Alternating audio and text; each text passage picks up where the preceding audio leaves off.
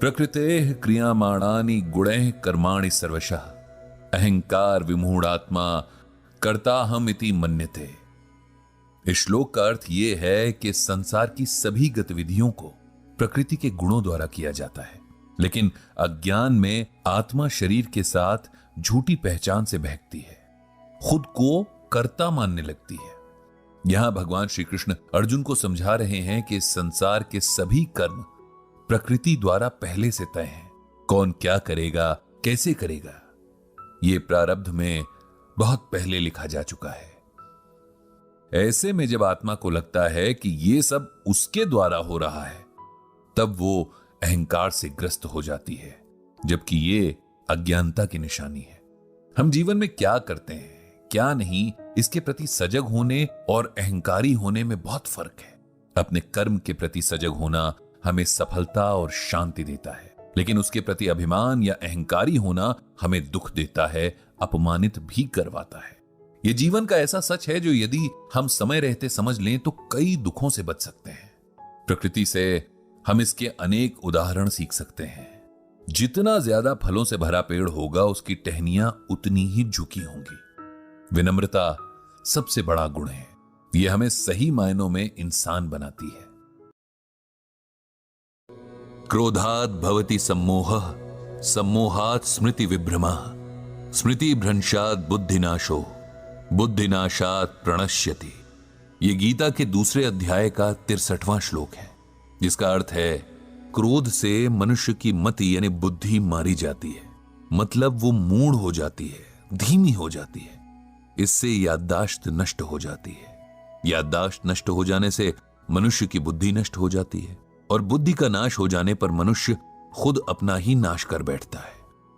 इस श्लोक में भगवान श्री कृष्ण अर्जुन को यह समझा रहे हैं कि कोई भी युद्ध सिर्फ ताकत से नहीं जीता जा सकता। आपको अपनी इंद्रियों को भी अपने नियंत्रण में रखना सीखना होगा, वरना आपको हराने के लिए बाहरी दुश्मनों की कोई जरूरत नहीं पड़ेगी। आप खुद के ही दुश्मन बन जाएंगे। क्रोध यानी गुस्सा इंसान का ऐसा ही एक दुश्मन है, क्योंकि गुस्सा आते ही हम सबसे पहले अच्छे बुरे का विवेक खो देते हैं। सामने कौन है उसके सम्मान की परवाह किए बिना बातें बोलने लग जाते हैं, या कोई ऐसा कदम उठा लेते हैं जिससे हमें पछतावे के सिवाय कुछ और नहीं मिलता।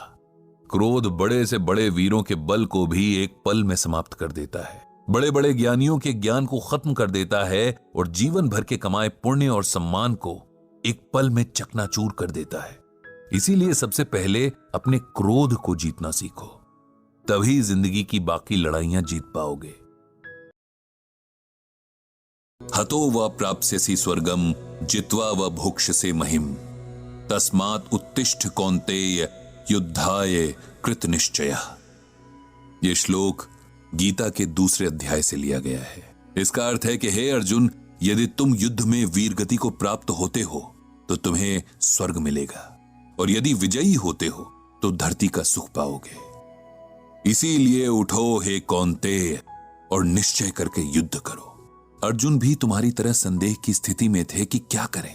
एक तरफ उनके और उनके परिवार के सम्मान का प्रश्न था, तो दूसरी तरफ युद्ध भी अपने ही भाइयों, मित्रों और गुरुओं से लड़ना था, जिसकी गवाही उनका मन नहीं दे रहा था।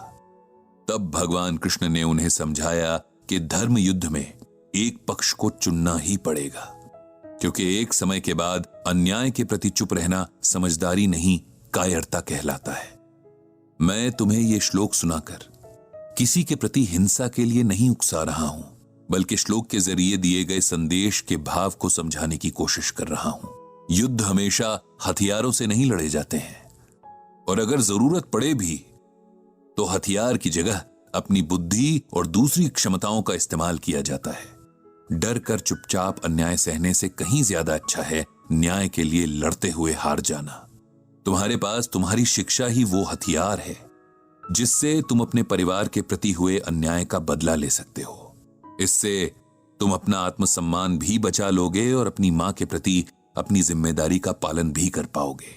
इस लड़ाई में अगर तुम हार भी गए तब भी तुम्हें एक संतुष्टि रहेगी कि तुमने अपना पूरा जोर लगाया था। मैं इसी के साथ अपनी बात को खत्म करता हूं और भगवान श्री कृष्ण से प्रार्थना करता हूं कि तुम्हें सही निर्णय लेने की शक्ति दे। ये लिखकर पंडित जी ने गहरी सांस ली और मन ही मन दोहराया, जय श्री कृष्ण।